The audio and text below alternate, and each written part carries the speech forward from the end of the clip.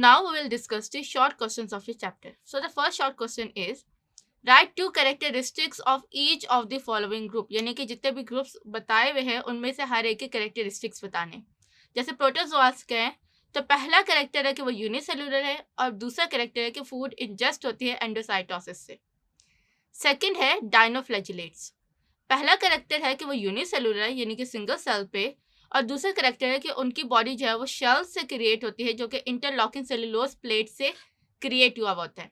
Dinoflagellates अगर आपको याद हो तो इनकी जो सेलुलोज से इस तरह से इंटरलॉकिंग इनके जो होते हैं वो क्रिएट हुए होते हैं और इनके पास जो होता है फ्लैजिला होते हैं.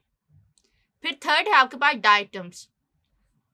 इनका पहला कैरेक्टर है यूजुअली यूनिसेलुलर समटाइम कॉलोनियल, और सेकंड कैरेक्टर है the cell wall consist of two shells that envelop and fit together like petri dish. अब डायनोफ्लैजिलेट्स एंड डायटम्स के अंदर जो डिफरेंस आपको याद रखना है कि इसके अंदर सेलुलोज प्लेट होती है जबकि इसके अंदर डायटम्स के अंदर सिलिका प्लेट होते हैं जो कि पेट्री डिश की तरह ट्रांसपेरेंट और ग्लासी अपीयरेंस दे रही होती है.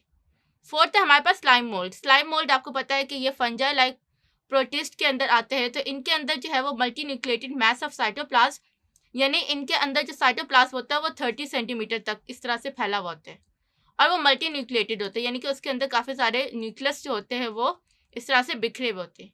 फिर उनकी जो फीडिंग स्टेज होती है उसको हम लोग प्लाज्मोडियम कहते हैं क्योंकि इनकी लाइफ में डिफरेंट स्टेज आती हैं.